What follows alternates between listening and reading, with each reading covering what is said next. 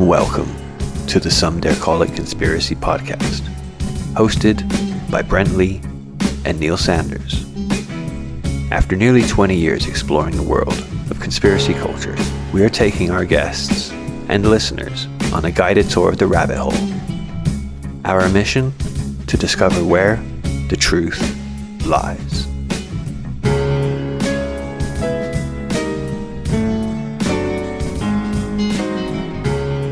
We've actually made it.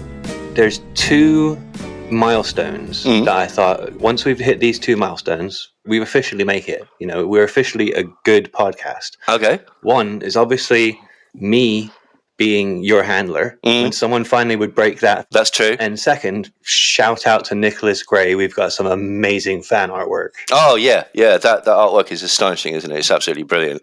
It is a shame that your job as my handler has been exposed quite so early into it. I hope to get away with that a bit more. But, we just have to roll with the punches, won't we? And just we'll just deny it. Just deny it. And who could possibly prove it? I mean, well, episode 6, that's halfway through the year. I think we did pretty good. It was a good run. Not bad. Yeah, it's not bad, is it? Episode 6, it's the numerology. It caught us, didn't it? That's it. Anyway, all right. Well, we're joined by Jack, and I'd like Jack to introduce himself. Jack, thank you for coming on, and please tell the people who you are. Hey, my pleasure. Thank you guys so much for having me. I am Jack Rowland. I'm an artist from Australia, but I run a podcast called In Too Deep, which kind of started as like a way of platforming my fellow artists and also just an excuse to talk to all my heroes, but it just kind of quickly devolved into a lot of conspiracy talk as well, because similar to Brent, in my early 20s, I went down the rabbit hole of conspiracy theories. I reckon I was probably in it proper for about a year. Actually, it's a pretty funny story, which I'll quickly share. So I was in Berlin doing an artist residency, and I had a lot of time to myself, and I was just going deeper and deeper on these, 1 hour, 50-minute YouTube videos of terribly put together PowerPoint presentations with a very ominous voice speaking, and I was hooked. What kind of year was this? This was 2013. So I thought the world was possibly going to end in 2012. That was probably the lead up. So funny arc, right? Got into spirituality, psychedelics, and then very naively optimistic. And with that spirituality, I feel like conspiracies are almost like the naive spiritualist's ugly cousin. It just kind of creeps on in once you open your mind, man. So I was very into 2012, and then I was right into chemtrails and all that stuff, and the Illuminati, of course. This is before the cabal. This is when it was the New World Order. It's all been repackaged now. Then I was really hooked by Graham Hancock's content. I actually just went to one of his lectures and was just so captivated. I mean, it's the most exciting story that I'd never heard. The pyramids are far older. There's an ancient civilization that's 12,000 years older than we ever thought, and it's pretty amazing stuff. Anyway, fast forward. I was spending a lot of time on the internet watching all this stuff, and I got onto this conspiracy theory called the Bosnian Pyramid, that there's actually this ancient, far bigger, far older pyramid in rural Bosnia.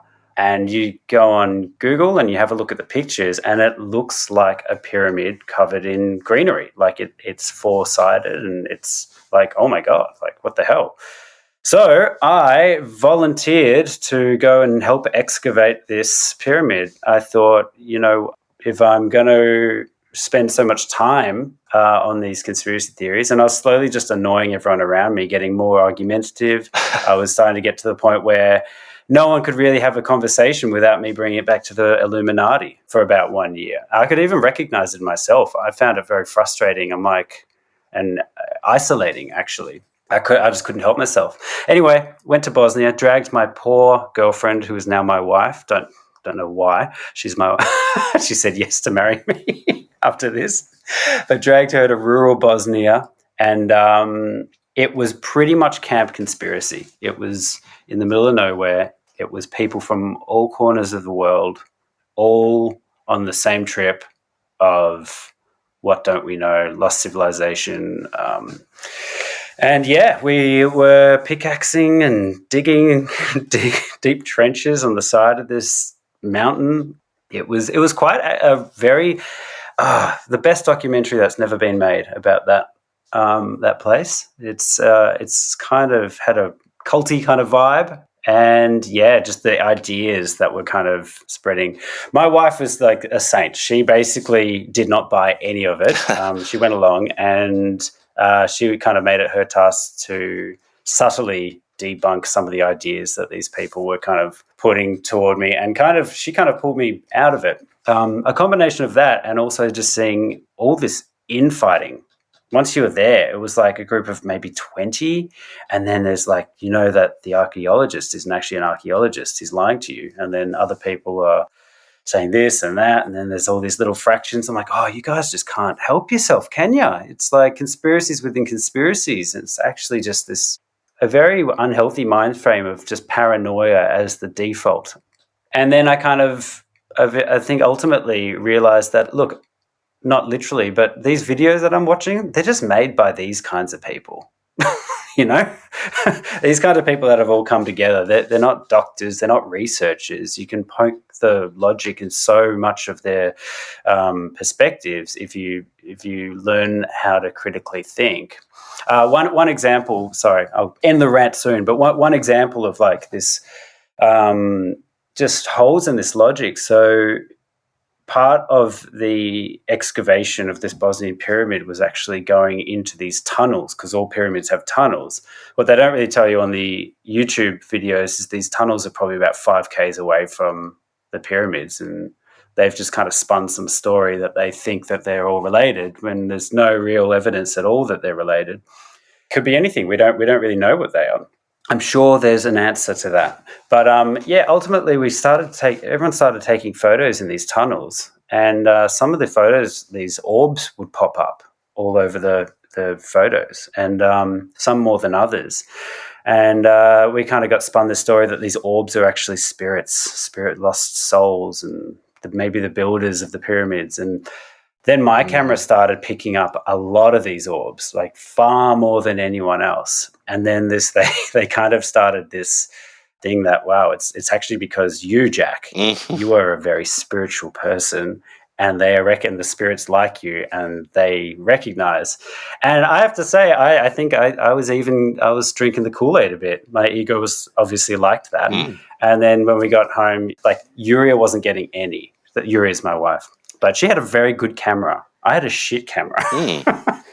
So she just Googled it, and she's like, well, yeah, there's a very obvious, easily Googleable explanation for this. It's because the camera's shutter speed is terrible. It's just picking up dust particles. Here's examples of how all these dust particles are captured underwater. They look exactly the same. They're even in hexagonal shapes, which was the shape of the lens. And then they told her, oh, no, that's because you're not spiritual.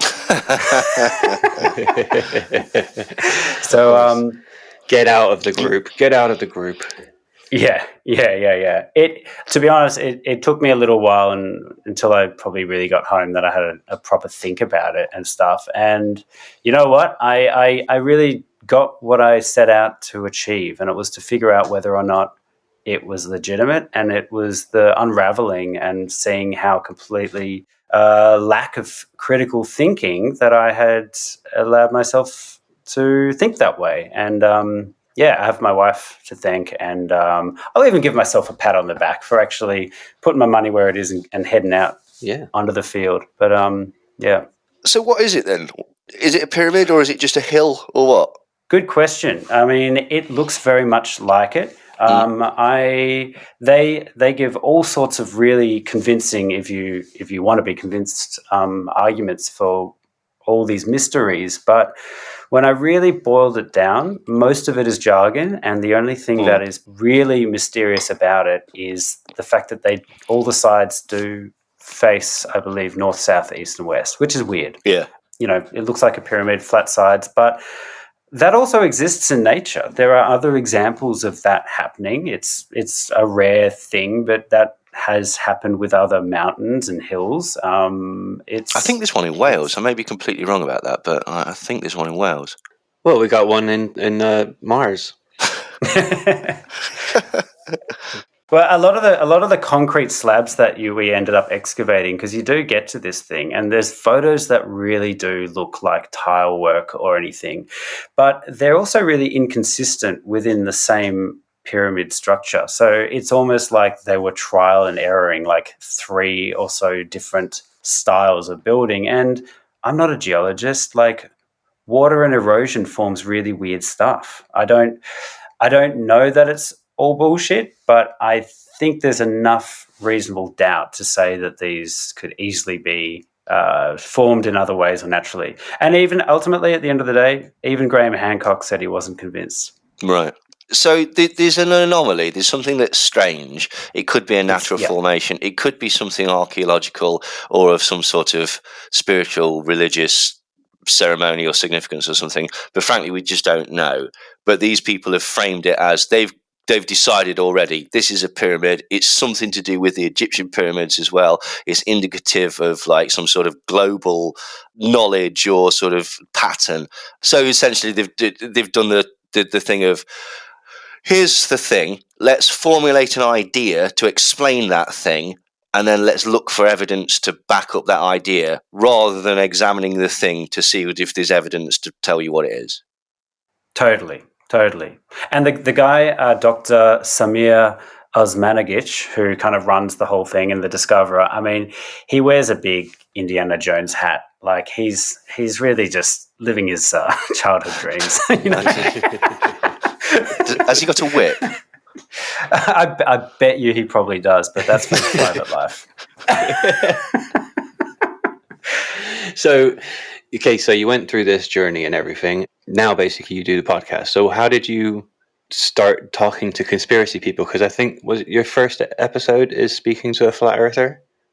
Yeah, so I've been blessed with a very, very diverse friendship group and a lot of out there people in my orbit. And one of my very good high school friends is a very much like a contrarian thinker and conspiracy theorist, and he is a flat earther. So I was actually trying to convince him to stop. Like, he would talk about it a lot, which, as I said, I went through that when I kind of went down that rabbit hole, and it can get very repetitive. And I was like, why don't you start a podcast, and then you can actually get all your ideas out and just talk to all the people that inspire you. And he didn't do that, so I thought, well, I'll catch this story on audio waves, and that was kind of the first fun way of getting into it. But ultimately, I think the kooky idea ones are just like you guys. They're fun to explore. Conspiracy theories are fun. Ultimately, I do think most of them are rubbish. And I'm also extremely interested in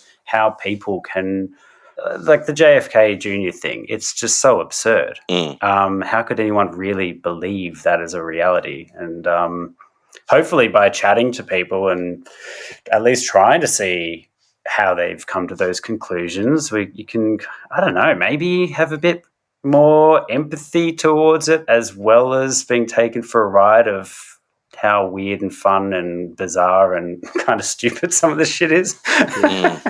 You know, it's so it's a mix of art, music, and conspiracy stuff, the podcast. But hey, it kept me very sane throughout lockdown. So what's your position now? Like, I mean, obviously you used to be sort of very sort of open to things like, you know, Hollow Earth and stuff like that. I assume you've dismissed that now. But what about other things? Do you still have questions about 9/11? Do you believe that Roswell was potentially a thing, that sort of stuff? Yeah, I mean, 9/11, I was pretty convinced it was an inside job, or maybe not necessarily that it was an inside job, but the US definitely let it happen to create a false flag. Now, I mean, I think really reality is far more boring than we want to let it out. I think there's, similar to, I think, your perspective, Neil, I think we have a lot of people in power that are extremely greedy, don't give a fuck about their common man, happy to capitalize, and are really, really corrupt. If you want to call that like a conspiracy, I guess you probably could. Yeah, people are behind the scenes pulling some strings, but I kind of don't even really see it as a conspiracy. I just think it's just straight up high level, deep corruption Yes. that's been going on for a very long time, a lot of generations. If you're loaded and you're born into a loaded, wealthy family, why would you want to give that up? Why wouldn't you want to keep it going? I think most of it can be explained away with that. Doesn't mean conspiracies don't exist. Most of them within the conspiracy theory narrative aren't real, in my opinion. But of course, aliens are real. Joe Rogan said so.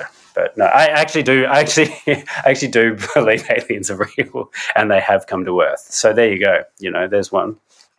No, absolutely. I'm totally open for that as a theory. I'd very much like that to be the case. I think there's some weird convincingness about aliens and stuff like that. So, yeah, I mean, this is the point, isn't it? We're not dismissing all conspiracy theories by any stretch of the imagination. Like, what we're trying to do is we're trying to have a look at some and just see whether they're accurate or not, really.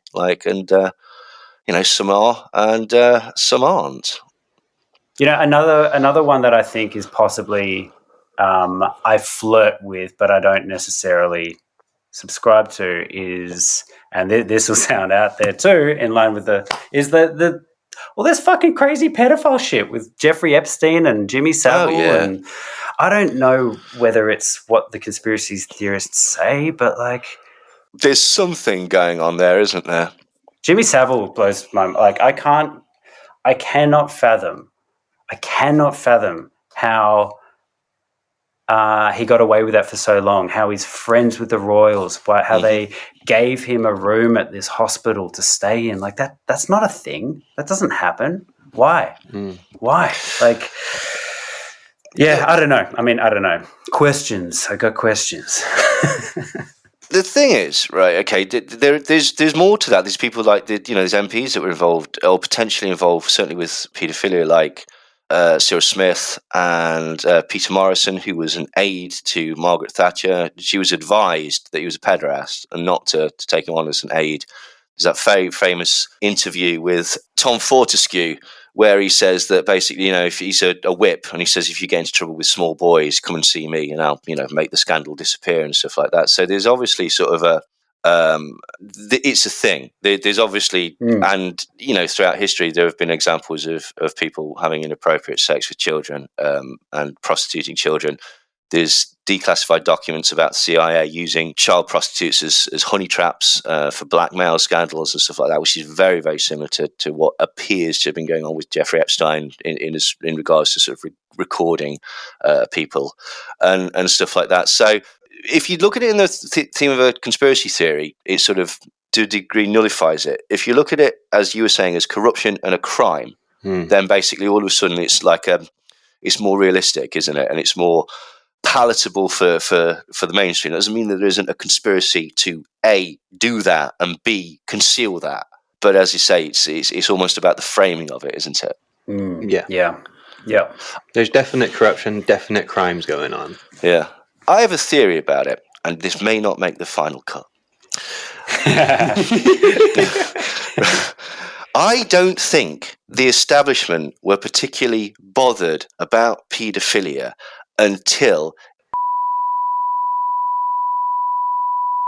I'm on board. That might not make the final cut.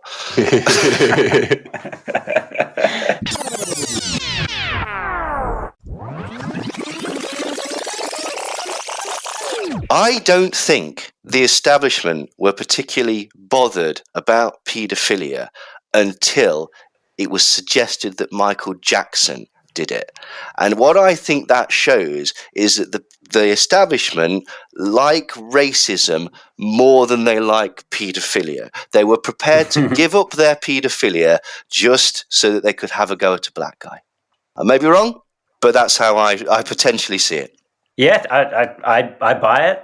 I mean, if you even think about all these pop stars that we love and cherish, I'm pretty sure Bowie, Iggy Pop, Led Zeppelin, Rod Stewart, they were all knocking about with the baby groupies, Laurie Maddox. And that is a thing of like how times change, right? Like everyone knew those rock stars, they're young girls and stuff. So Exactly. Elvis Presley, I think Priscilla was really young when they kind of got together. And Jerry Lee Lewis, and again, it's not uncommon. And people didn't really mind until Michael Jackson did it, and then they decided that not having that.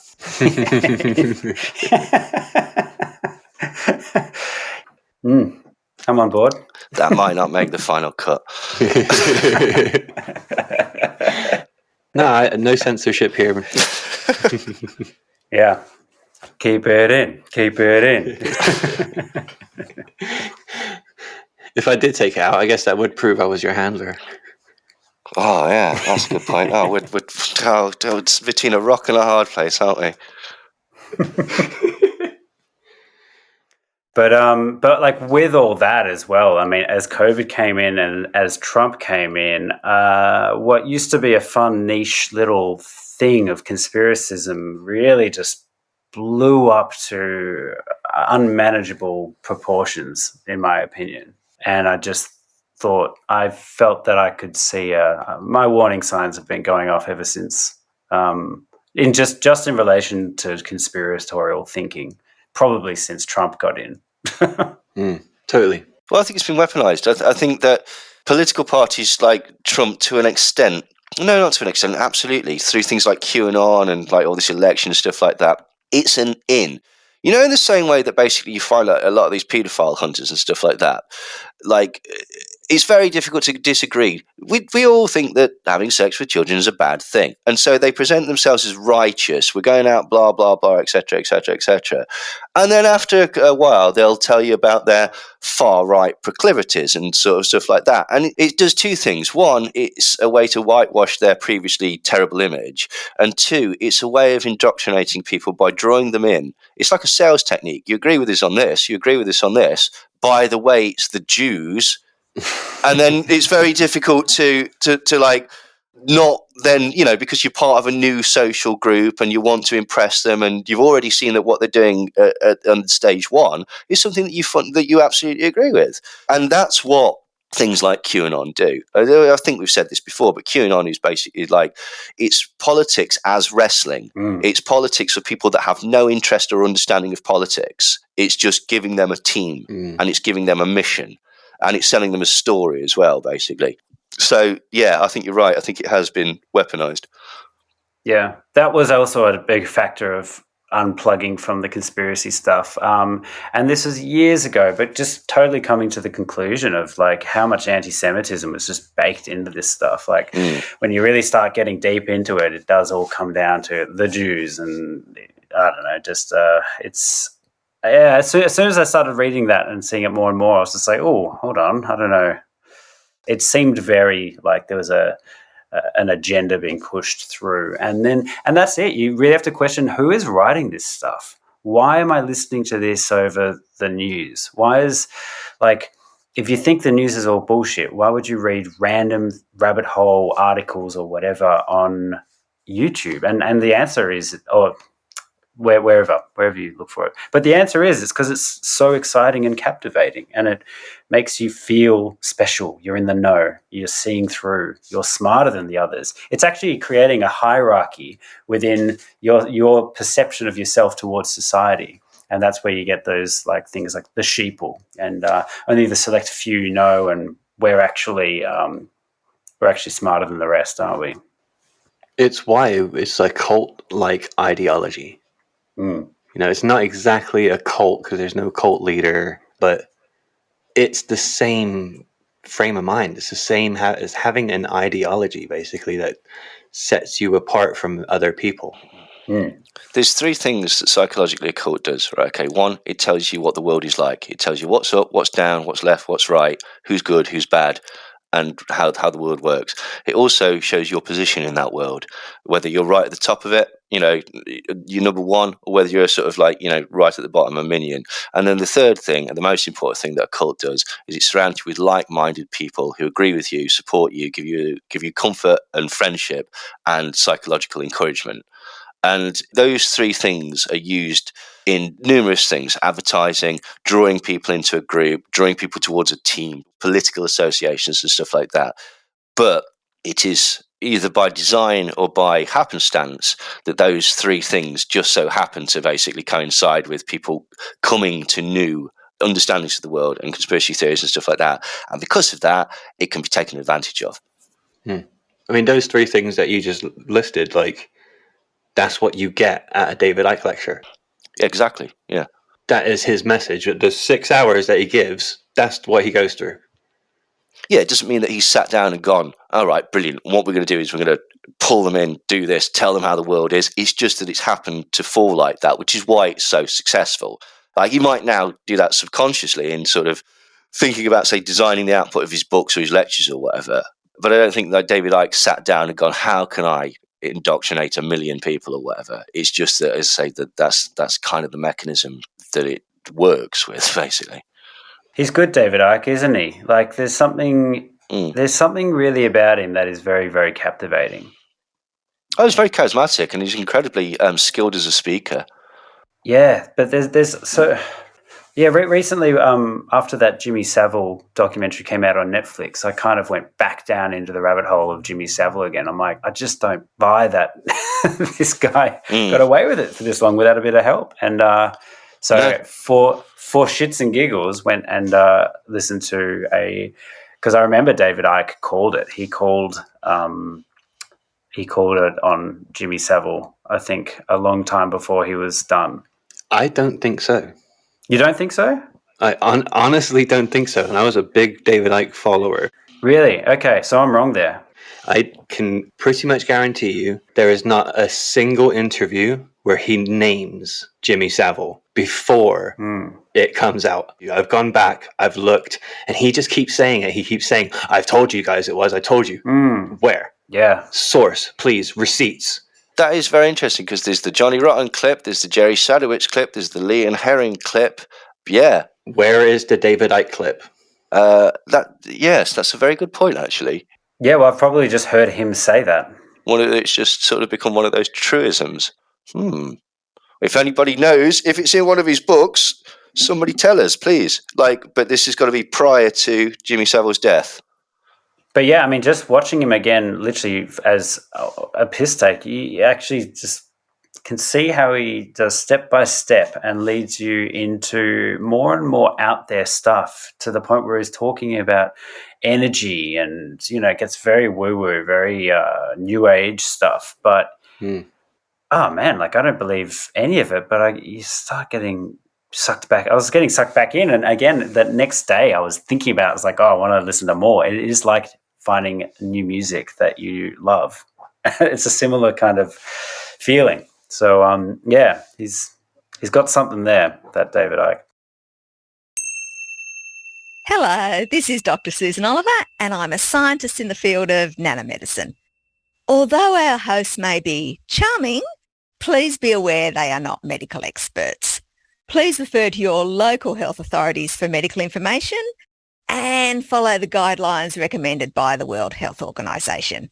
If you have any further questions, please visit my YouTube channel, Back to the Science, or contact me on Twitter or Facebook. Enjoy the rest of the show.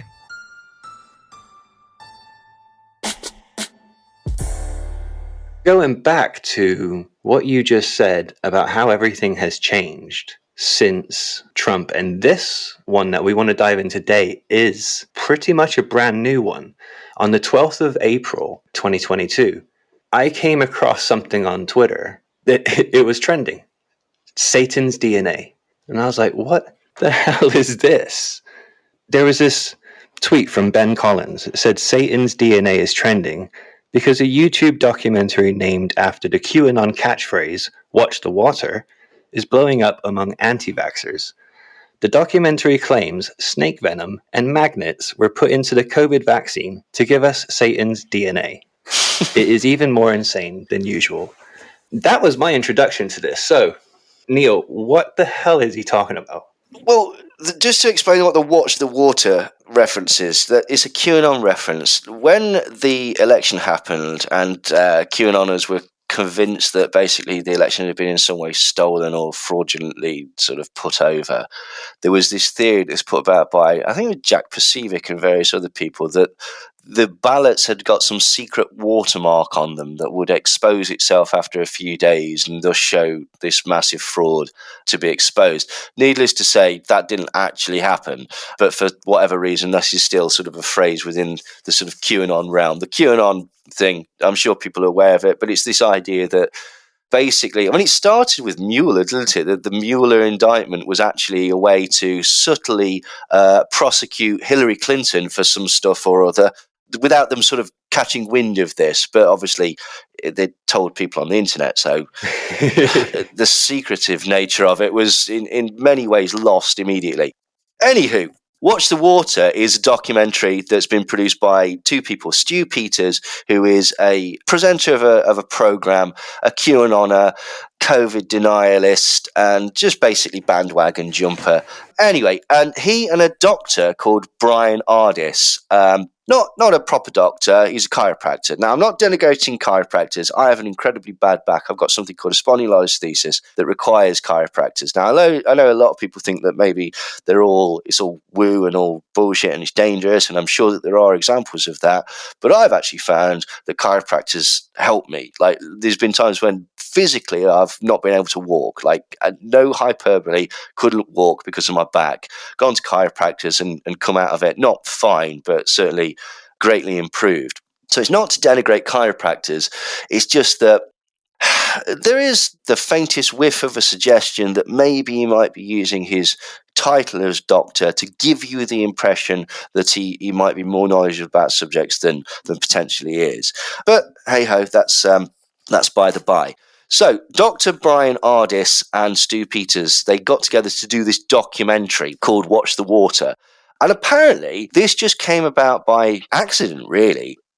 Dr. Brian Ardis, for some reason, had gone to see Stu Peters, who used to be a bounty hunter, which we'll come on to in a bit, to ask him about security, because he'd figured out this fantastic sort of theory that we'll come on to. It involves Venom, and he was going to expose this, and he thought that he needed some sort of protection, so he went to speak to Stu Peters, as any sensible person would, to think about hiring him as security.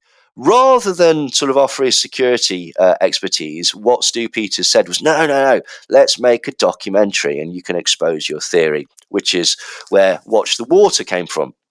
And we'll come on to that in a minute. But Brian Ardis has been sort of floating around on the scene since the start of COVID. He may have been, he's done some stuff in the past, like we'll come on to that later, but he sort of burst onto what we'd call the conspiracy scene in 2020 around the time that COVID happened. He was one of these people that was very, very opposed to any sort of safety measures. He also felt that he's dallied with saying that the virus doesn't exist, and he also basically has said that it's actually the medical protocols and the way that people are being treated, that's not only, he doesn't say that this is ineffective treatment, he goes even further and says that basically it's the treatment itself that is killing people. It's putting people on ventilators, it's using drugs like remdesivir and stuff like that. That is actually killing people, and they are using the concept of the COVID pandemic as a way to cover this up. It's a mass genocide on a global scale that's disguised as some sort of respiratory disease. But he first appeared on InfoWars, which is pretty good, you know. Like he appeared on there in early 2020, ranting about monoclonal antibodies, basically saying that he thought that they didn't work, that they were terrible, and that they would kill you.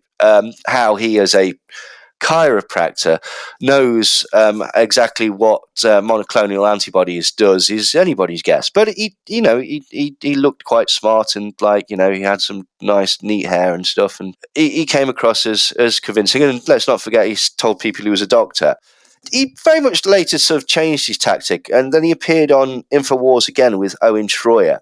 And this was in March 2021. Now, this is a video that you can find on the internet, and it's got the subtle title, Holocaust 2.0. So it's like a sort of a Holocaust for the internet age, if you will, which is, if you like that sort of thing. Anyway, Owen Schroyer says, I've got another great doctor here, Dr. Brian Ardis. He's sick and tired of doctors and lawyers saying that there is no Invectamin-approved use for COVID. Well, that's just a flat-out lie. He brings me the actual NIH website document, and the NIH is the National Institute of Health. Now, Invectamin is an anti-parasitical drug that is used for both humans and animals as a dewormer in animals and as an anti-parasitical drug in humans. And it's incredibly effective. It helps with parasites. It's used throughout the world and as in the past actually won the Nobel Prize for medicine. And it's because of the effectiveness of this drug. But it's an anti-parasitical. Now, some people have claimed that it actually shows some benefits for COVID. We'll come on to that later. But Ardis is one of these people that thinks that it is effective, and it's being withheld from the public, presumably as part of this depopulation agenda, although at this particular time he hasn't quite formulated his theory. But he claims that the NIH document shows that Invectamin is FDA approved. Now, the common knowledge and what is sort of repeated through the media is that Invectamin has never been FDA approved, that it has not been shown to be effective in the treatment of COVID, and therefore the FDA have not approved it. But Brian Ardis disputes this, and he's brought the receipts. He shows, and I mean, Troy shows it on the screen, a document that says, Table 2E, characteristics of antiviral agents that are approved or under evaluation for the treatment of COVID-19. And if you go into this document and go on to the page that he references, remdesivir is there as listed, and further down the form, Invectamin is listed on this form. Ardis basically says, and Owen Troy agrees with him, that this proves it. This proves that it's FDA approved and that the public has been lied to.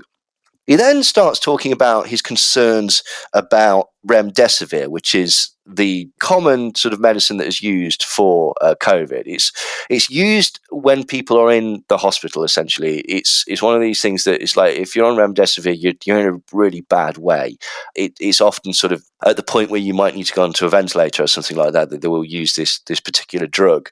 But Ardis is concerned that it's deadly. And he cites this particular study. It is actually about Ebola, but basically he says that the study shows that when remdesivir was used to treat these people, and the study was conducted in Africa, that the remdesivir killed 54% of all Africans that it was given to. And that's the phrase that he uses. He says 54% of all Africans who took remdesivir died.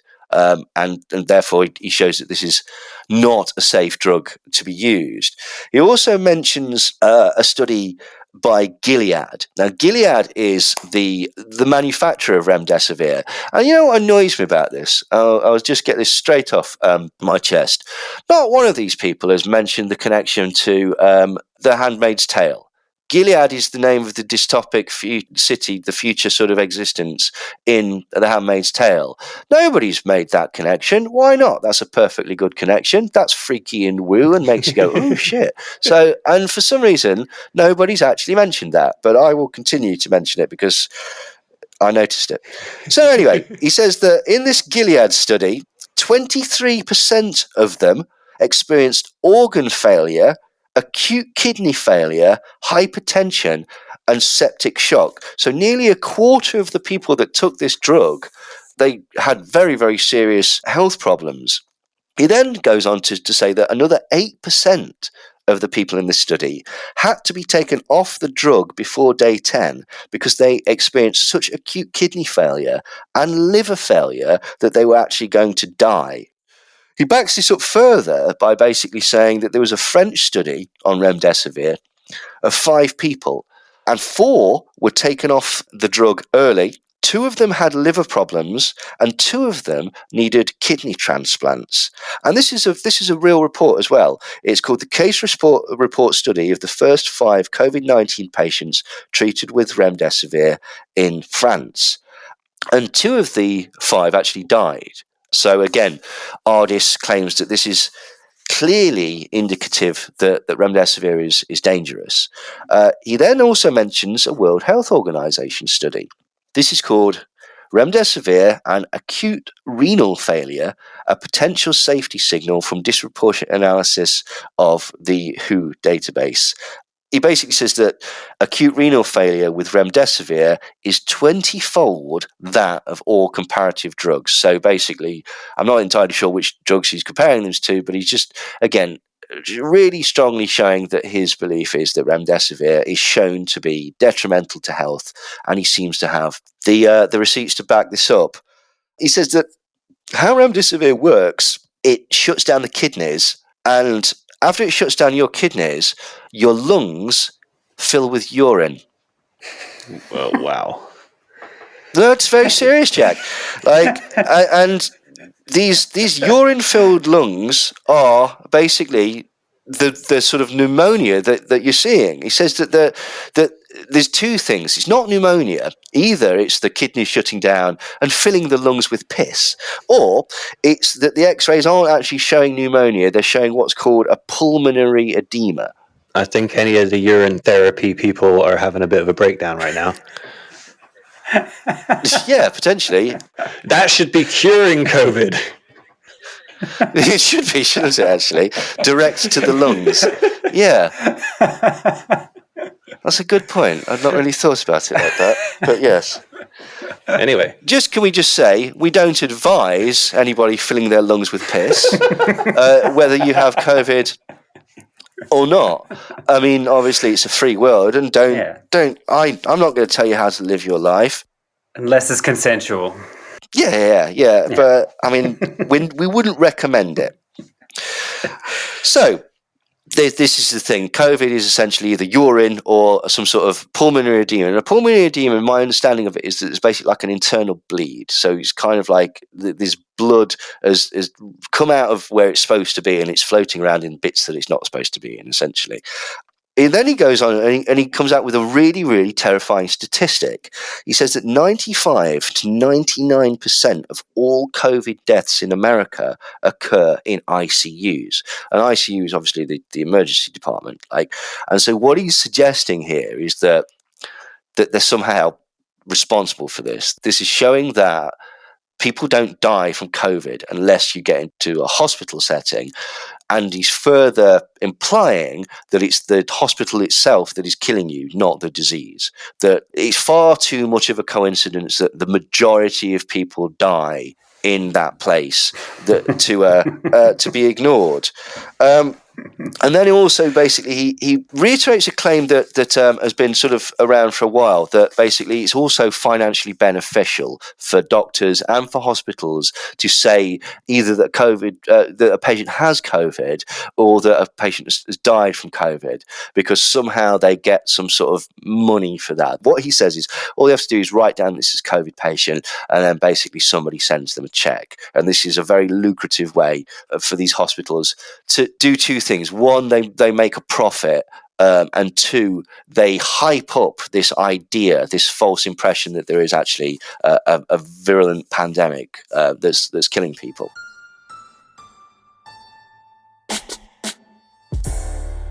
The second time that Brian Ardis came into sort of the public consciousness was he was on a panel with a senator called Doug Mastriano. Doug Mastriano is a Republican senator. He's currently he's currently vying for I don't know whether it's a seat or how he's doing an election thing at the minute, and he's a bit of a strange character. He's very, very much a proponent of QAnon, and he was actually videotaped at the January 6th insurrection. Let's just call it what it is. It's an insurrection. And he was filmed there with his wife, but he claims that the second that he saw that it was turning violent, he basically got out of there, which may well be true, don't know. But he was actually one of the people that arranged the buses to take people there to see the speeches. So how much he was involved, we really don't know. Rather embarrassingly, recently he was photographed wearing a Confederate soldier's uniform. Well, actually, the photograph is from something like 2014, but it recently came out, and he's on one of these sort of war reenactment type things, and he's dressed as a Confederate soldier. He's got this sort of grey uniform, and it's one of those things where it's kind of a bit frowned upon that because of the sort of connotations with slavery and stuff like that. But again, each to his own. Anyway, this panel had Peter McCullough, who's been on Joe Rogan. He's a heart doctor that has made some strange claims about COVID. Brian Ardis, who's the main sort of topic of today. Stephen Kirsch, who's another COVID denialist. And Thomas Renz, who is a lawyer that basically is helping all of these people. Now, he's introduced by Doug Mastriano as this is Dr. Brian Ardis, who has treated more than 10,000 patients, which sounds very, very impressive. And he basically says, remdesivir will result in 30% death of everyone who receives that drug in a hospital for 5 to 10 days. And he backs this up. He says that I got Thomas Renz to pull the CMS data. For the state of New York, I just decided to run it for New York. I wanted to know, of Medicare-aged patients, what's the percentage of deaths of those who received remdesivir for its 5-day protocol? And he discovered that 26.9% of them died. So what he's done is CMS data is basically data pertaining to the medical stats surrounding COVID and how people have fared. And so what he said is he's got this lawyer to look at Medicare-aged patients that were put on remdesivir, and he's found that of the ones that were there from at least 5 to 10 days, 26% of them died. And again, he's basically saying that this shows that remdesivir is dangerous. And you do know, right, that remdesivir of October 2020 was found by the Cardiovascular Toxicology Journal that it actually causes death of heart cells and is cardiotoxic. He's got the date wrong. I found the paper that he was talking about. This paper is called Potential Cardiotoxic Effects of Remdesivir on Cardiovascular Systems. And I found it in a literature review in 2021. So it may have actually come out or been a preprint in October 2020. But this is the paper that he's talking about. And they do talk about potential cardiotoxic problems. Cardiotoxic means toxic to the heart or heart cells. It's going to cause you problems potentially. It says that every time we start treating this novel respiratory virus, it goes from the lungs into the kidneys. We have never seen a respiratory virus attacking kidneys ever before. It causes such acute, severe kidney failure that we aren't just short on ventilators, we don't have enough dialysis machines. And I knew right away from the Gilead study that the entire kidney failure, multiple organ failure, was a result of remdesivir and had absolutely nothing to do with the virus. And so he's mentioning the Gilead study. Gilead, if you remember, the people that made the drug. And he says that the Gilead trial said, giving remdesivir for 10 days to 53 COVID-19 patients before May 2020, they found that it caused multiple organ failure, acute kidney failure, septic shock, and hypertension in 31% of all people that they gave it to. And so, again, that's him on the panel explaining his aversion to remdesivir. But that was really just sort of a precursor. Like he was still sort of trying to get his theory together. And that's when he met Stu Peters.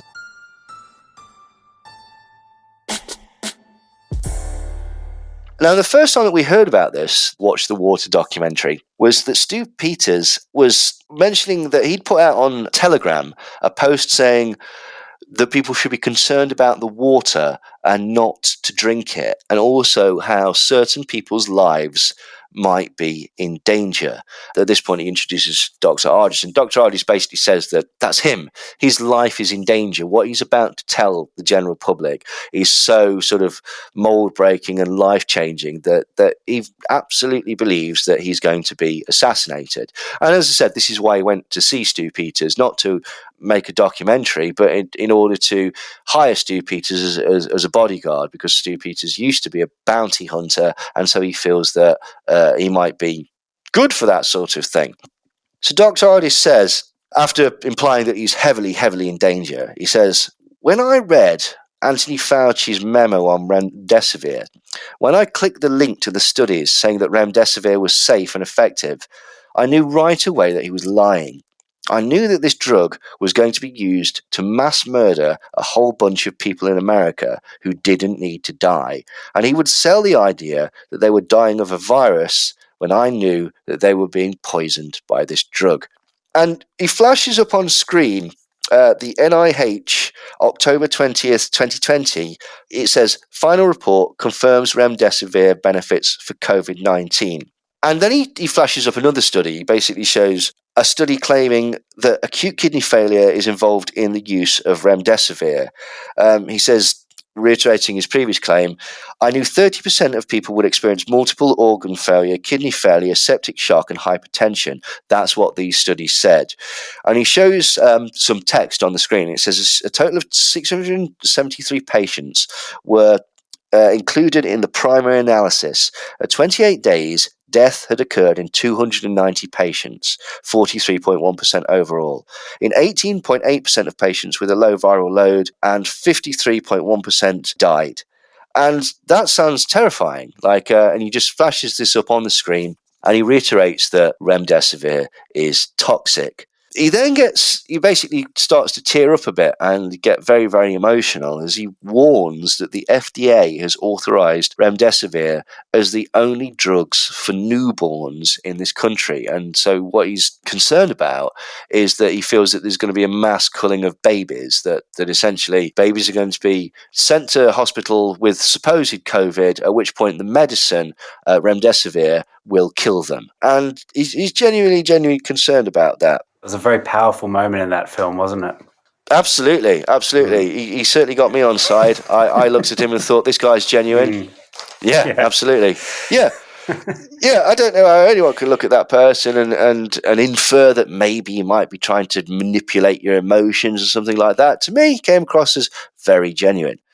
Anyway, he basically says that they stopped monoclonal antibody treatments so that you have to get remdesivir. So this is, again, basically indicative that they're pushing you towards this one medicine. And as he says, that the medicine is actually dangerous. He then basically says that in order to formulate his theory, it all sort of came about when he got a text. And he got a text from somebody, he doesn't reveal who it is at this point, but this text says, hey, Dr. Ardis. So they're obviously close. Hey, Dr. Ardis, if you got bit by a rattlesnake, would you go to the hospital and get anti-venom? And this starts Dr. Ardis's, inner cogs working. What struck me was that there was a slim possibility that this friend was genuinely asking for advice. And he just, rather than give him that advice, he made a documentary. And I could imagine his friend phoning him up the next day going, for Christ's sake, should I go to the hospital or not? What do you mean you're making a documentary? Well, that's no help. It turned out that wasn't the case. But it might have been. It might have been. But anyway, this gets his sort of, his inner workings ticking. Although that he absolutely admits this. He says, I've been on InfoWars before and I mistakenly slagged off monoclonal antibodies because I don't know why he did, but he said that they were poisonous before. Now he's come to the realization that monoclonal antibodies are not poisonous. Actually, because they're discontinued, they obviously must be good. And he quotes Steve Kirsch, and he says, if the CDC says to do something, you do the opposite. If the NIH says to do something, you do the opposite. And if the FDA says to do something, you do the opposite. Which would slightly undermine his previous argument that Invectamin was FDA approved, because the second that it becomes FDA approved, that means that you shouldn't really use it, according to his logic. But let's not get bogged down with facts or logic. He says that anti-venom is actually monoclonal antibodies. So monoclonal antibodies is what he's saying is that they're anti-venom, that they are the same substance. And he says, are the CDC recommending monoclonal antibodies for COVID-19? No, they're not. In January 2022, they totally stripped that out. And they also said not to use hydroxychloroquine or Invectamin because they work. So what he's saying is that all the treatments that work are the ones that the FDA are saying don't use. And for some reason, he's got it into his head that monoclonal antibodies are anti-venom. And he said that the reason they basically stopped using this treatment is because they want people to die. They just want people to die. And he postulates, is COVID a venom? Is COVID a venom? And so this is why they didn't want people using monoclonal antibodies. And so this is where his theory is coming from. So it's suggesting that somehow COVID is a venom. Now, one of the things that he says is that he started to look at the symptoms of COVID and the symptoms of snake envenomation, being bitten by a snake. And to his intense shock, they were identical, pretty much identical. And him and Stu Peters talk about this. And Stu Peters said, well, it sounded crazy, but when you actually showed me the symptoms side by side, I have to admit that it's absolutely identical. Brian Ardis then comes out with somewhat of a strange sentence. He says, fact-checking is the opposite of fact-checking. Now, it's not, is it? It's the same. You can tell because it's spelt the same. But he's not being literal. He's speaking figuratively. Okay, what he's saying is that fact-checking is worthless because essentially it's a lie. This really sets the tone for the mind frame of this entire conversation, doesn't it? Yeah. I'm not saying anything that he doesn't say. Like, if it sounds silly, then bring that up with Dr. Ardis. It's nothing to do with me. Doesn't he actually, like, the precise words he says is by definition? He may well, but by definition, fact-checking is obfuscating the truth.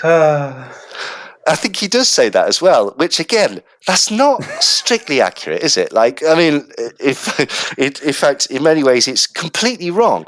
But again, let's go with it because he's speaking figuratively. What he's basically saying, that there's a coordinated world media event, and these fact checkers, he says, are being used to label dissent as disinformation, and so. This is a worldwide thing. Like, okay, the disease is fake or is not what it seems, and anybody that's actually spotted this or has spotted an effective way to stop all the death is being hampered by these so-called fact checkers, which again must be in sort of cahoots across the entire planet because they're giving a consensus. They're giving what is deemed a scientific consensus, and he's basically saying that the scientific consensus is completely wrong. Anyway, to back this up, he says, was there ever any mention that the source of COVID could actually be a snake, by which it's become established now that basically, like, or the strongest theory is that it's something to do with bats, that bats or pangolins were what is called a reservoir for this disease. It's a zoonotic disease. So essentially what the theory is that it's passed from animals into humans. It's sort of mutated. I don't know if that's the correct phrase, but it has altered itself in such a way that it can now pass from animals to humans. And when they've been looking at what the word is reservoir for this virus, he says that actually, yeah, in the beginning, there was a lot of evidence that it came from snakes, but then the fact checkers denied this. And there is a paper, basically, it's called Cross-Species Transmission of the Newly Identified Coronavirus 2019, and it's from January the 22nd in 2020. And in that, Brian Ardis says that basically it shows that COVID contains proteins from a many-banded krait and a Chinese cobra. Now, that's not quite true. What the paper says is it says that there's massive similarities. There's something that, again, I won't pretend to understand. There's something called codons, which seem to be sort of like genetic footprints of animals. And if you look at the codons of COVID, and forgive me if I'm getting the terminology wrong, but the long and short is that there's certain genetic fingerprints, like indications that certain animals are there. And what this paper showed was that the strongest ones that they found were in Chinese cobras and many banded kraits. And so the suggestion was that that was actually the source of the disease. And he also cites a study from France saying that receptors in the brain are bound most highly to the krait and cobra venom, and that the spike protein in SARS-CoV-2 is identical to Chinese krait and king cobra venom. And this is called a decoy receptor approach using nicotinic acetylchlorine receptor mimics reveal their potential as novel therapeutics against neurotoxic snakebite. And this is from 2019, so it's not actually anything to do with COVID. It's about sort of how they work. And then he shows a paper called Toxic-like Peptides in Plasma, Urine and Fecal Samples from COVID-19 Patients in 2021, which does say that there are toxin-like peptides almost identical to toxic components of venom from animals. And he mentions the similarity in peptide response. Peptides are parts of venom, and basically what they do is they get your body to respond. Some of these peptides already exist inside you. Again, I'm flying a bit blind here because this isn't my area of expertise, so forgive me if I get stuff wrong, but essentially it's stuff that makes your body respond in a certain way, and some of that is sort of found naturally in the body, so some of this is sort of like an active ingredient in the venom that basically causes it to do all the bad shit that you don't want to happen to you. So basically what he's saying is that initially there was a lot of evidence that it came from snakes, and then for whatever reason, all the fact checkers, in inverted commas, said, no, this is wrong, we don't believe this to be the source anymore. But he thinks that that's just part of the cover-up. And then he talks about a doctor in Pittsburgh called Dr. Bing Liu. And this is a bit of a sad story, really. Like, this guy was actually investigating the sort of cellular mechanisms of SARS-CoV-2 COVID. And he was trying to figure out more about its genetic structure. Apparently, he was very near to making a big breakthrough in the case. And unfortunately, he was murdered. He was murdered in his house. And what they're saying is that basically they think that he'd found something that indicated something dodgy about COVID, potentially tying it back to the snake venom. That's why they say that he was murdered. They don't go into it any more than that, but this is what they say. And again, it's all painting a bit of a sinister picture of this. You know, he's got papers to back up what he's saying. It looks like there's been a murder potentially. All to him indicates, again, that there's something sinister going on and that it's also being covered up. He then cites a January 2020 study, which is on gene mapping in cobra venoms. This is nothing to do with COVID. This is just another paper that he's found that is about snake venom, particularly cobra venom, because he's starting to come to the realization that he thinks that it's cobra venom. That's what's causing all the symptoms in COVID. It's not a disease, not a virus, it's venom, specifically cobra venom, that has somehow been given to the population. And he'll get onto it in a minute. But he says that in this one study, they found that there were 19 toxic venom proteins that they isolated that specifically target organs in your body. 19, cobra venom, COVID-19. It's all, again, it's a bit too much of a coincidence. Yeah. It's even more suspicious than that, Brent, because this study was sponsored by a company called Genentech, and they're a subsidiary of a much larger big pharma company called Roche. And so he wanted to find out if Gilead, who made remdesivir, had any connection to Genentech, who you must remember did this study on cobra venom. And he says that Gilead bought 2 facilities that deal with biological studies from Genentech in 2011. And then they bought 55 execs into Gilead, and this happened to coincide with the start of the Cobra study.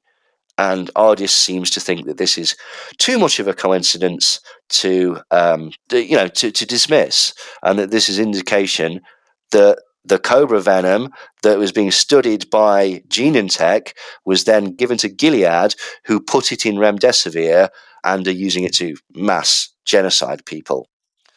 And he says that the reason that hydroxychloroquine was so successful in treating COVID was that because it blocks the nicotine receptors of the brain and it stops them from being injured by cobra venom or viper venom. Apparently, this is what he says. He says that so one could infer from this potentially that being a heavy smoker might actually stop you from feeling the terrible effects of cobra venom. I don't know if anybody's tried that. And let me just say, we're not suggesting that you do try it. And like, how could you? How could you smoke if your lungs are full of piss? Like, but don't, hey, just don't.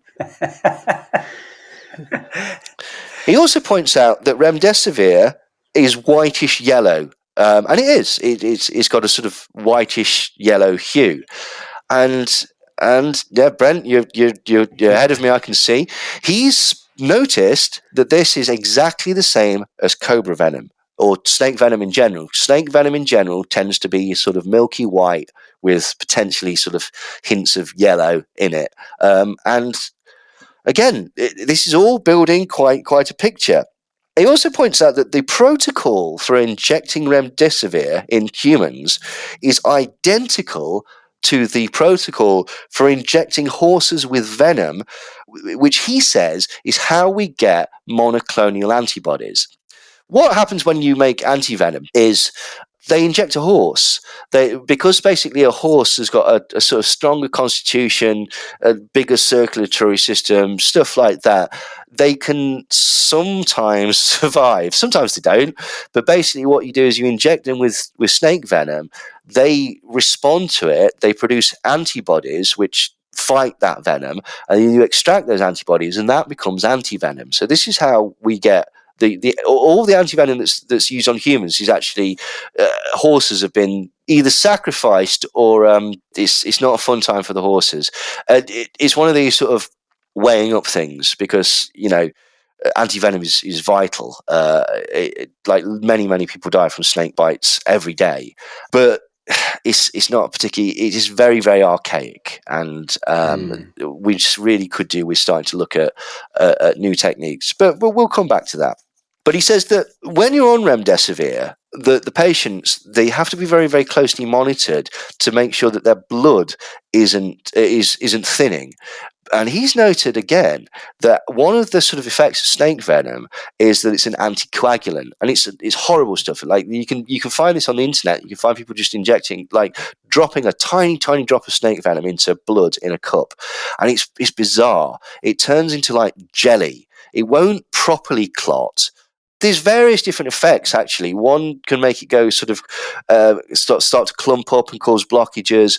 Other types of venom can cause it to basically just like dissolve and start internal bleeding everywhere. But yeah, it's really, really nasty stuff. Depending on the type of snake and the amount of venom that you get, you can be dead within 15 minutes. Like there are also other types of venom that basically last hours, and it's just incredibly painful. And there's pretty much not a lot you can do for your situation. But again, we'll come on to bits of that in a bit. Then to sort of bolster his case, which is looking stronger all the time, Artist cites a study from the University of Arizona, and he shows the headline, "Like venom coursing through the body, researchers identify the mechanism driving COVID-19 mortality." And he says that basically it boils down to an enzyme that is also found in rattlesnake venom. And this enzyme is called SPLAZ11A.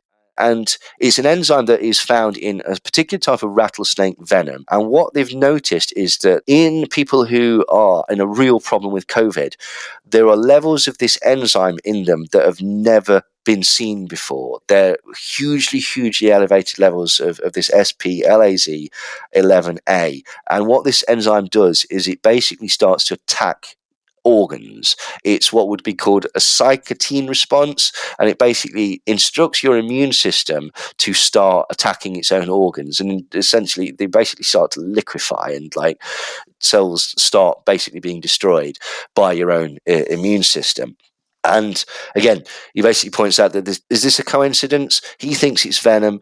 He's looked at the reservoir as being potentially snakes. He's looked at the effects compared to COVID, the colour of it. He's noticed the high death rates of people that end up in the hospital being treated by these things. It's all coming together for him. And he says that they've also known that since 2005 that injecting a mouse with cobra venom causes a cytokine storm in the lungs, which is what we just spoke about, where basically your lungs start to attack yourself. It's like an immune response where it goes too far. It's kind of like burning the house down to get rid of a spider. Like, technically it works, but the results are potentially not what you're after. And he shows this study, histopathological alterations induced by Naja crude venom on renal, pulmonary, and intestinal tissues of mice from 2015. And basically it does show that if you inject these mice with venom, then this is what the venom does to them. It induces what's called a cytokine response. And again, in these mice, it eventually just liquefies their organs. But this is his big sort of reveal. He says, I'm convinced that COVID-19 is not a respiratory virus of any kind. It's actually venom poison. They're using, I believe, synthesized peptides and proteins from venoms of snakes, and they're administering them and targeting them to certain people. Those 19 venoms from that study, they target organs, all sorts of organ failures. So all sorts of organ failure deaths will go under the radar and will be listed as COVID. It's the perfect bioweapon. This is what he says. He then basically says that this is the most evil thing that he's ever encountered in his entire life. At this point, he basically says that in Christianity, the serpent is a symbol for evil. And this ties in with the venom, and he makes the point, can you think of anything more evil than envenomating the entire world? No, that's pretty evil. No, it's pretty bad, yeah. Yeah, that is up there, certainly. But at this point, basically, he's also indicating that the vaccines are also venom. So at this point, COVID is venom, remdesivir is venom, and the vaccines are venom. So everything's venom. And this is what's causing the problem. And so this three-pronged approach is how they've managed to convince the world, along with the fact checkers and the science world, that basically there's not a pandemic, people are being envenomated. It's kind of interesting that they haven't really put like the black goo in there yet to do with Marvel Venom and... Well, it's funny that you say that, because he then goes on to point out that the vaccines also have magnetic material in them. So he kind of does. This is the idea that, I can't even remember what they think, graphene oxide. There's a theory that basically there's graphene oxide and or nanoparticles in the vaccines, and that these are making people magnetic. Sounds silly, but, when they turn that massive magnet on over the top of the city and you all go flying up and like the Rapture, don't come crying to me. You've been warned. The Rapture. Yeah. I'd never heard that. That's amazing. It all ties in. It all ties in. He then basically goes on to say that Operation Mockingbird is a thing. And Operation Mockingbird is a thing. It's definitely a thing. I've spoken to a professor of things, and they confirm for me that this thing is a thing. Operation Mockingbird, it is actually a genuine thing. It's a CIA misinformation and disinformation campaign. For want of a better explanation, it's the CIA essentially approach journalists, and they have a lot of journalists on their books who will write stories that are beneficial for the government or for foreign policy or for whatever it is that they wish to promote at that time. This is a genuine thing that's been exposed in the past. Like there's loads of quotes about it, stuff like, we own, the CIA saying, we own everybody of significance in media publications, or we don't have to worry about journalists in this particular publication because we own people at a board level, stuff like that. So this does exist. It's a thing to basically promote certain propaganda through the American media. But what he says is that there was a show from 2016, a television show called Blacklist, that has got James Spader in it. And there's an episode, it's episode 15 from series 4. So they've got quite a few series. I'd never heard of this, but apparently it's ran for at least 4 seasons. And in this show, someone is poisoned with a drink. And it turns out that this poison was made by this character who sort of makes potions by mixing like various snake venoms together. He's kind of like almost like a sort of Bond villain type. And what he's done is he's created this poison out of snake venoms. And he's put it in this guy's drink, and they've got to figure out what it is that's killing him, and etc., etc. And also in this show, at one point, there's a snake in it, which is obviously significant. And a character says, "Corona of death." Oh, in it. Now, corona, obviously, the coronavirus, COVID, this is all forward-shadowing, indicating what the Illuminati would be doing years down the line with snake venom. And in the actual show as well, it transpires that the snake that they get the venom from is a crate. Now, if you remember the initial studies, it was banded crates and cobras that were potentially the reservoir. So, and there is a shot of a cobra in it. So, although I'm being a bit bitchy, basically there are certain connections within it. Artist says, this is proof, this television show, remember, this is proof that it was planned all along. Peptides from crate venom in his drink. And then that was what led me to realise how they'd been spreading this. And then he shows a COVID test and LFT. If you run them under a tap, they sometimes give a positive reading. And what he's saying is that basically this shows that there is COVID in the water. He then points out that, isn't it weird that the CDC does wastewater testing for COVID? He says that basically they'll go to an area, they'll test the wastewater, and if they see a rise in levels of COVID in the wastewater, they can predict that there's going to be a rise in levels of COVID in the community. And he looks at Stu Peters, and Stu Peters has this epiphany that, but that's backwards, isn't it? How can they use COVID in the wastewater in order to indicate that COVID's going to happen and there's going to be a rise of COVID cases? And Artist doubles down on this, and he says it's worse than that. If it's in the wastewater, it's already passed through you, which means that you won't have symptoms because the disease isn't in you anymore. Yeah. Then he starts to elaborate. He says that, have you ever noticed that when people suck venom out, they lose taste and smell? Now, this is a trope, right? Okay, you've seen it in loads of things. You know, someone gets bit by a snake, and you have to suck the venom out. You know, and he says that on occasions when this has happened, and he makes references to two cases, basically the people experience either a change of taste or a complete loss of taste and smell. And that, he notes, is also a symptom of COVID, which again is a further sort of clue that actually this is venom, not some sort of novel virus. He says they're using the water systems to target specific demographics. They're absolutely confident that the peptides they have chosen for COVID circulated throughout the earth and throughout the populace, and the vaccines and the mRNA specifically target organs like your spleen, your pancreas, your brain, your lung tissue, liver tissue, and heart tissue. That's not specific, is it? That's almost every organ in the body. But again, let's not get bogged down in that, right? Yeah. He says, so the point is it's to target the sick, but then he also makes the point that the water companies aren't in on this. But this is his theory. The venom is in the water. They're delivering the venom to you through the water. So you're drinking the venom, you're becoming ill, people assume that it's COVID, and this is the way that they perpetuate this fraud on everybody. But the water companies aren't in on this. He reiterates this. He says, COVID is crate venom and cobra venom. You drink it, it gets into your brainstem, it paralyzes your diaphragm, making you unable to breathe. And by diaphragm, he means the muscle under your chest. He doesn't mean the prophylactic. So just in case anyone was confused by that. Then he sort of harks back to this nicotine thing. He says that smokers aren't affected by COVID.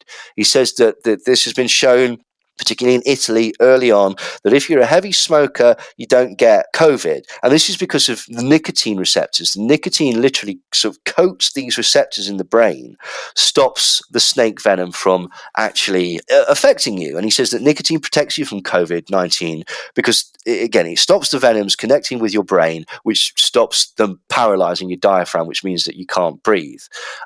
Which, again, does that mean that heavy smokers would be immune to snake bites? No idea.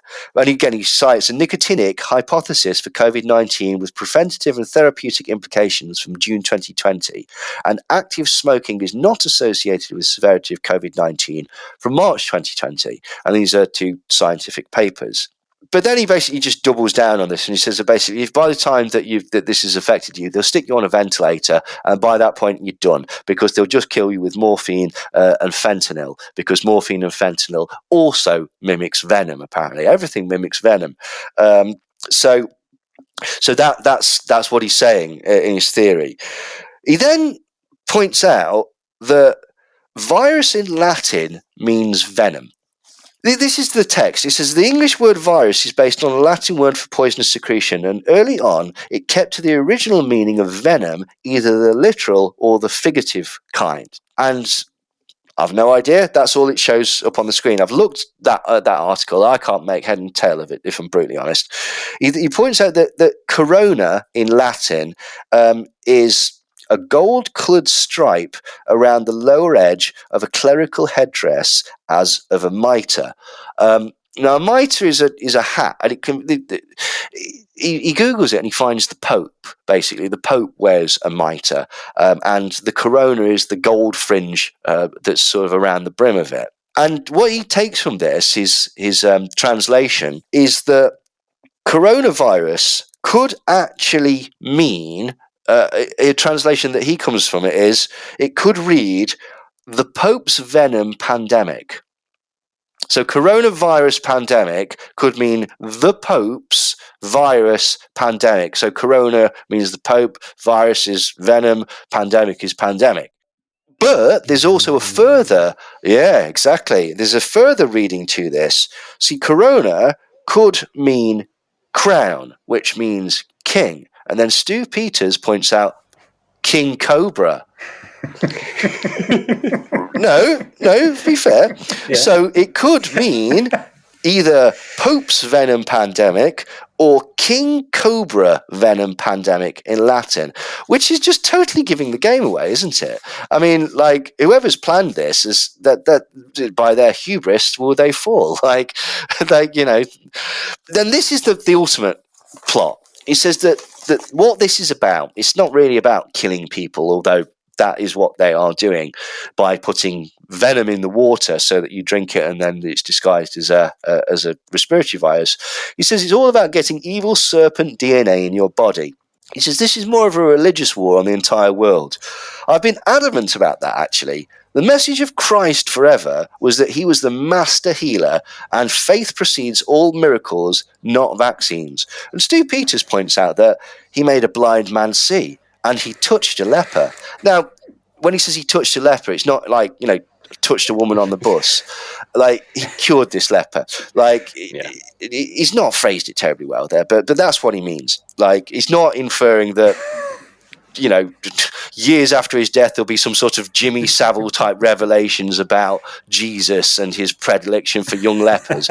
No, it's nothing like that. But Ardis says, well, so if we believe in God and Jesus was the master healer, why are we putting all our faith in drugs and medicine? Why is a man of cloth putting faith in science and a drug more than he's telling people to pray to God? So my favorite bit. He seems to be saying that we shouldn't really do medicine at all, that we should sort of try and pray the illness away. Again, have at it if you think that's we're not recommending that, right? So no filling your lungs with piss, no smoking to wicked excess, right? Okay, and no trying to pray away diseases, right? Okay, we have to be absolutely clear on those 3 points, I'm afraid. Was this Stu Peters saying that? Sorry. No, this is Ardis saying it. About pray to God, yeah? Yeah, pray to God. Don't go see a doctor, even though he's a doctor. Yeah, chiropractor. If you got a bad back, just pray for it. Don't come to see me. Don't go on Ardis's site and buy any of the products that he sells, right? Just have a jolly good pray. But he backs it up. He says, God's greatest creation is you, and you are made up of DNA, strands of genetics that are unique to you. If I was going to do something incredibly evil, how ironic would it be that the Catholic Church would use the symbol of an animal that represents evil in all religion? You take that serpent and you figure out how to isolate genes, and you get those genes from a serpent to inject itself into your God-given DNA. I think that's the plan, to get the serpent's, the evil one's DNA into your DNA. And he says that they're using mRNA extracted from king cobra venom, and they want to get that inside of you to make you a hybrid of Satan. Yes. Dun, dun, dun. Yeah, well, exactly. I mean, he claims that all the mRNA in the mRNA vaccines has been taken from king cobras. And he basically cites this paper called Moderna co-founders using mRNA tech to treat venomous snake bites. So yeah, that was Watch the Water. It's a very controversial documentary. It posits that COVID is actually venom in the water. The water companies aren't in on it. Remdesivir is also venom. The vaccines are also venom. They're derived from cobra venom, and it's a plot to either kill you or to inject your DNA with Satan's DNA, which apparently comes from snakes. So yeah, that's his theory. This is Dr. Graham Botley, a viral immunologist. Although our hosts may be charming, please be aware that they are not medical experts. Please refer to your local health authorities for medical information and follow the guidelines recommended by the World Health Organization. If you have any further questions, you can contact me on Twitter @Incytometry. Enjoy the rest of the show.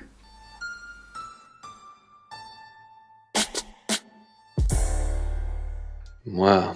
I mean, it's a theory, isn't it? But strangely, the very next day, he went on a show called The Steel Truth, which is a QAnon-style show. And he appears to be not too happy with Stu Peters. As I say, this is literally the day after. He says, what I was hoping would happen is that people would take what I was relating and they would go and do their own research. He basically says that he doesn't have everything, but he feels that Stu Peters in many ways has misrepresented him, which is okay. But he says he talks about the SPLA2 enzyme in relation to the elevated amounts found in COVID patients. Remember, it's similar to the one that's found in rattlesnake venom, and this is found in elevated levels in COVID patients. And he says that someone called either Kelly or Kerry Kingston, who I don't know who it is, and I've been trying to find out, but I can't find out who it is. Like, I initially thought he said Kerry King, who's a guitar player from Slayer, but it's not that at all. So apparently they texted him and said, oh my God, I'm going through the patents for the COVID vaccines and they all have that enzyme in them. So what she's saying is she's going through the ingredients lists of all of the vaccines that are available on the market supposedly to treat COVID, and they've got this enzyme in them, this SPLA211A enzyme that is found in rattlesnake venom, is found in all of the vaccines according to this Kingston person. And that, again, is further evidence that shows that this is actually venom, either rattlesnake or crate or cobra. It's not entirely clear which, and they all do different things, but let's not get bogged down with, minutiae. So, he says that patents for adenovirus vaccines also have venom in them during the manufacture, and it's very, very common that venom is used in the manufacture of vaccines, and so this is how they've been able to slip it in to the COVID vaccines. He also says that someone called James Runrig, or I don't know, someone from AMP Media, who again, I don't know who this person is, but he texts him and says, hey, Dr. Ardis. So again, they're obviously close. Hey, Dr. Ardis, people from around the world want to know why COVID doesn't affect children as much as adults. And the three of them have a bit of a chat about this. And he basically says that research shows that melatonin is a proven inhibitor of snake venom, and children have higher levels of melatonin than adults do. So what he's suggesting is that basically the melatonin that would, I suppose, in theory, protect and immunize, if you like, children from snake bites, also basically stops them from getting COVID, because basically COVID is snake venom. Now, what melatonin is it's a hormone. I may be wrong. It's something in you that basically induces sleep. And there are higher levels of it in children than there are in adults. This is why basically when you get to be old, you start waking up at 4 a.m. and potting around all the time. Whereas when you're a child, like, particularly as a baby, you'll sleep and sleep and sleep. It's just one of those things. And so that's their theory, that this venom thing ties in, because it shows that there's an explanation as to why children aren't getting it. Ardis then reveals that you remember the text that he got with his mate, desperate to know whether he should go to the hospital or not. That was from a chap called Dr. Richard Bartlett. He's not a COVID denialist, but he's a doctor that claims that he has got what's called a silver bullet. He basically claims that budesonide, which is an asthma treatment, he thinks that this is a cure-all for COVID. He thinks that it completely works across the board and that it's a crime that this isn't being sort of more widely used. And essentially, we don't need to worry about COVID because this is a cure for it. And he also says that it reduces hospitalizations by 90%. So why aren't we using this budesonide? So that was the person that sort of sparked his theory that it was venom. So this thing about the water, he's a bit upset about it because he feels that that's not his main thing. He feels that it's been kind of misrepresented that he said it's in the water, despite the fact that he repeatedly said that it's in the water. He claims that he didn't really mean that it was in the water, but it is in the water. Okay, that might sound confusing, but it'll all become clear. Anyway, he says, can you prove that this bioweapon is in the water? I need to address this real quickly because Dr. Richard Bartlett called me and said, Dr. Ardis, because they're obviously close, you need to handle this water thing. Ardis, he then basically says, I didn't go see Stu Peters about the Venom thing. I went there to hire him as a bodyguard. And then when basically we did this documentary, and every time he put a trailer out, I got in touch with him and said, no, that's not what I'm saying at all. I don't want people to focus on the fact that it's in the water. I mean, he asked me how I thought it was distributed, and I said, I think it's distributed in the water. But he took that and he blew it up as the big story. I called him immediately every time he released the teaser trailer, calling it Watch the Water. That wasn't my story. My story was never to create fear, panic and anxiety about the water. I just happened to tell him that I believe that they're doing it in the water. So he then goes on to say, by the way, I still believe that it's in the water. But for all future interviews, please stop asking me how I know it's in the water. It is in the water. It's in the water. You want to know how I know it's in the water? Because the CDC has 400 sites right now where they are PCR testing your city water, looking for it. It is obviously in the water. But he doesn't want you to panic and think that it's in the water, but it is in the water. He says actually they've increased this to 647 sites. So stop asking me how I know it's there. They know it's there. That's what they're looking for. And so again, he wishes to reiterate that basically the CDC are looking for it in wastewater, which proves that it's there, which proves that it's in the water, which proves that he's right. But someone actually disagrees with him, though. Actually, someone on the show says, or texting or whatever, and says that this is the biggest conspiracy theory yet. There's no way to put anything in the water supply of all the utilities all around the world. I worked in the largest US water company for 36 years. In order to contaminate the city water, the snake oil would need to be injected in many places that are heavily guarded. This snake oil would also have to be continuously injected since the water moves out of the system every few days, which is a fair point. And Ardis says, hey, these people may know more about the water supply than I do.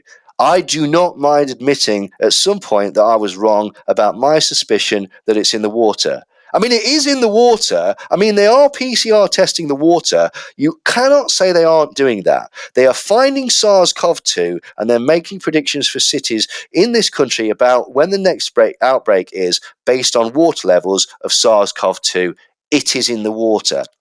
If they are finding SARS-CoV-2 in the water, and that's what they're doing, they just PCR test and make predictions about outcoming outbreaks in your city. If they're doing that, are they also filtering the water to get SARS-CoV-2 out of the water? I mean, if they're not, I don't know this. Someone should really find this out. Because if it's recirculating at high levels and they can predict that you're going to get sick, there will be an outbreak. You know, all these people are drinking the water and they're just filtering it and putting it back in your tap and your showers. So it's in the water, but he doesn't want you to panic or to really think that it's about the water. So he then says, but the story's not the water. The story is that they are envenomating people, either with water or a respiratory virus or through gain-of-function techniques where they added literally spike proteins of common crate snakes and cobra snakes. That is what we know. And people say it would be hard to spread it in the water, but, and this is where you go, oh yeah, all right, that's a bit smart. Don't you think it would be harder to spread venom through the air? Yeah. Very fair point. Yeah, absolutely. Except for chemtrails. Well, now we've opened a can of worms, a can of snakes. Snakes on a plane. Oh, there you go. Pre-programming. Like, Ardis then goes to repeat about 50 times that they are testing the water and that he's definitely in the water, whilst also repeating that he doesn't want people to focus on the water or be afraid of the water or ask him any questions about the water. So it's a bit like sort of like a backwards promo for Jaws, basically. Stay in the water, like, even though it's dangerous.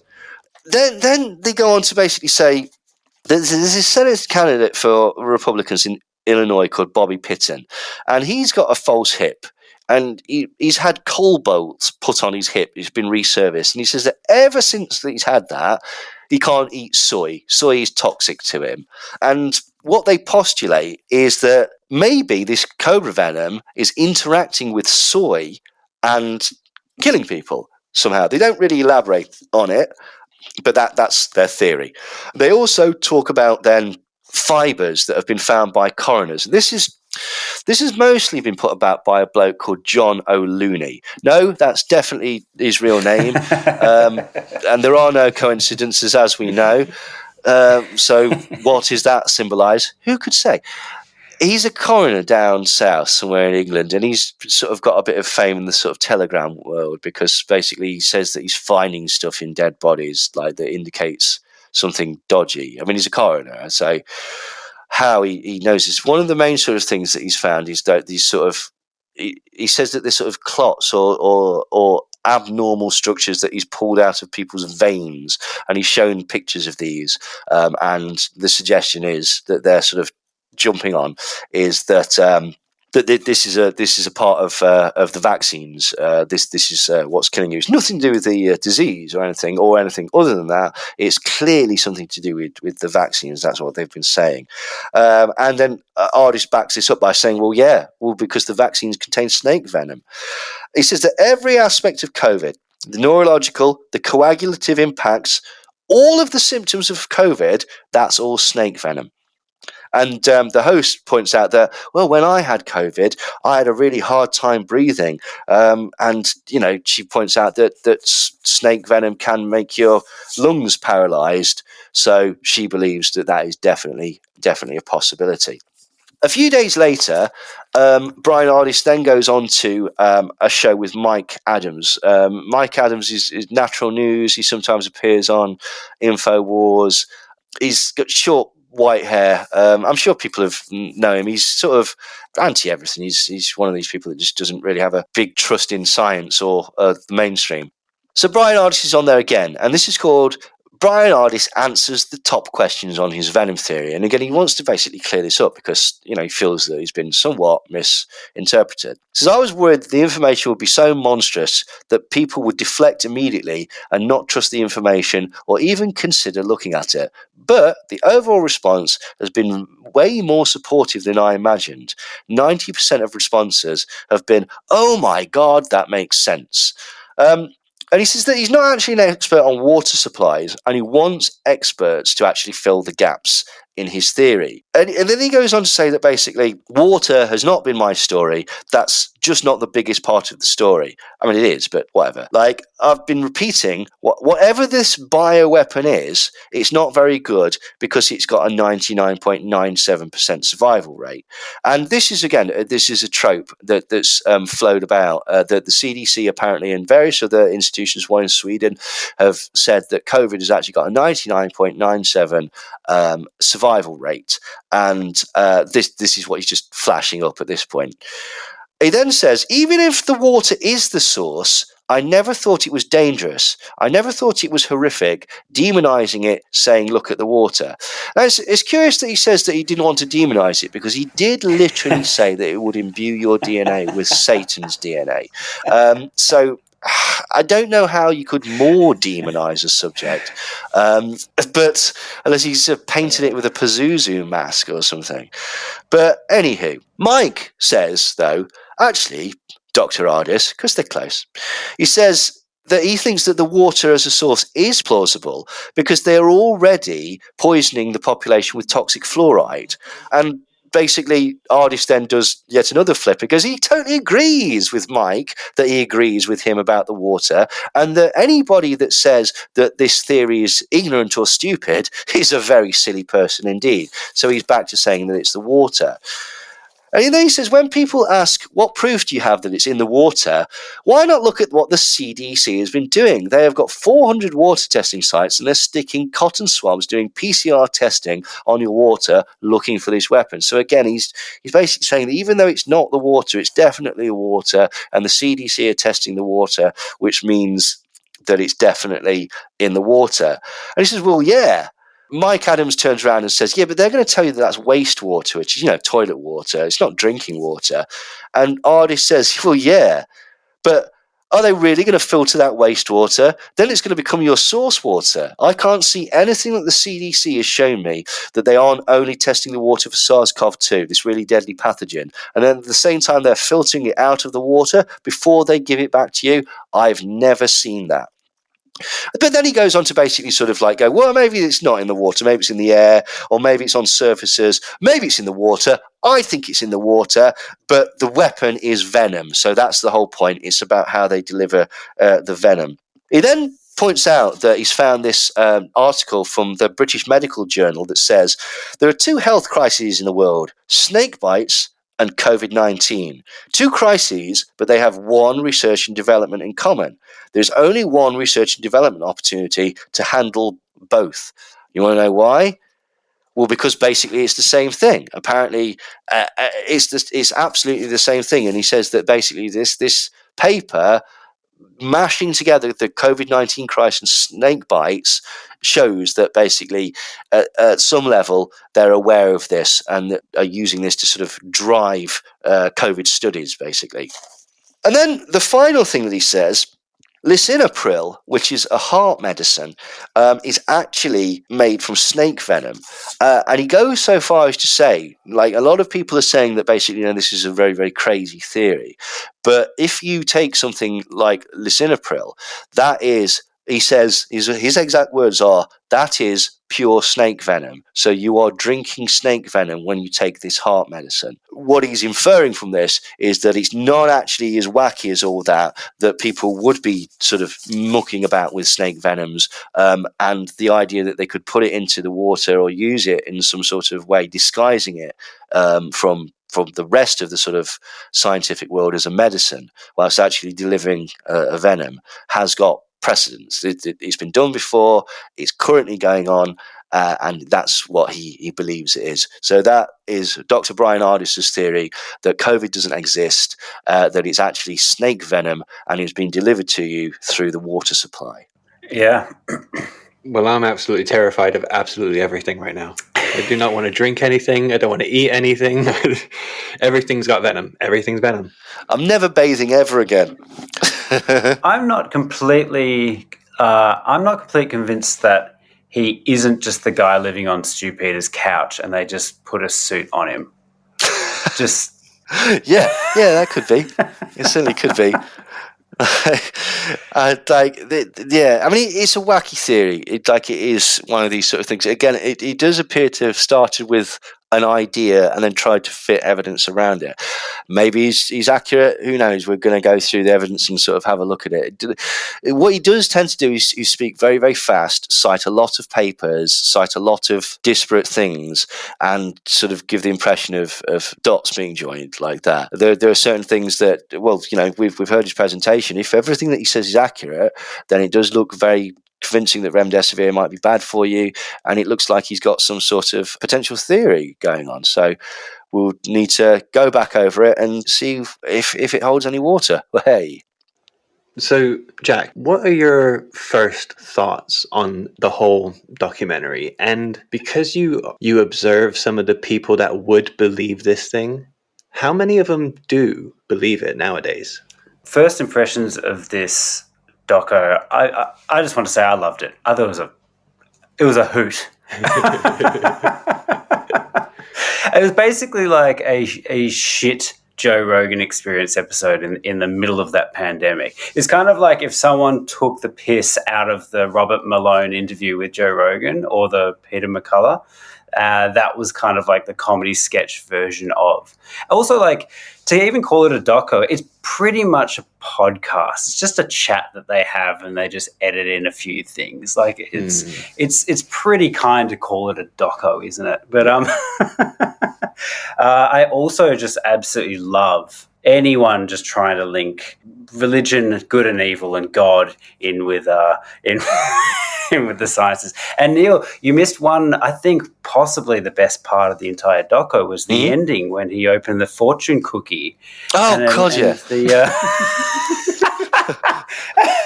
And the fortune cookie had 2 words in Mandarin or something, and it was the same name of the... It was the same name as the guy that had been shot, wasn't it? Yeah. So, I mean, amongst all this, God is talking to this guy.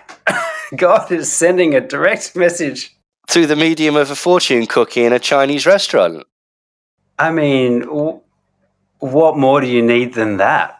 Like, this guy's on a mission from God. I mean... He does reiterate that a lot, that he is on a mission from God. Like, now... A lot of them are. Yeah, now, he may well be. Who knows? Like, or it may be sort of an ego thing, potentially. But I'll tell you what I was surprised about. This actually got a lot of traction. Like, I know of a lot of people that genuinely believe it still. Like, and they will refer to COVID, the vaccine, and or the medicine as snake oil. Like, that is still like a very prevalent thing. The snake oil is going around and stuff. So, yeah, a lot of people, particularly when this first came out, I think I was probably the same as you. When I first heard it, it was like, well, I'm watching this. Like, this is going to be good. Like, and yeah, came out of it thinking, that is a theory. Certainly, it does seem wacky and quite far out there. Doesn't necessarily mean that it doesn't, like, that it's nonsense or anything, but it was. Yeah, there's a lot to take in there. It's essentially a global plot that involves the Vatican somehow, and the Vatican, in cahoots with every government in the world, is trying to put Satan into you. Which, what it reminded me of, that aspect of it. It reminded me of like Jack Chick and all those Chick tracks and stuff like that, because it was... some people tend to think that the Illuminati, the New World Order, the whatever, is like a Jewish conspiracy or a communist conspiracy or a communist Jewish conspiracy. There's some that actually think that it's the Catholic Church as well. The Catholic Church is the seat of the whore of Babylon, and etc., etc. So that's what it reminded me of. Now, I don't know, but one of the things that I did find out about Brian Ice was that he was educated at a Mormon university. I don't know if he's Mormon himself, but you were saying, Brent, that there's actually sort of a kind of history with Mormons of not basically getting on. They have beef, so to speak, with the Catholic Church. Most of American Protestantism has got a complete beef with Catholics. That's the reason they exist. Yeah, right. To oppose Catholicism. Yes, I suppose that's true, actually, isn't it? That is definitely. But yeah, so that's his theory.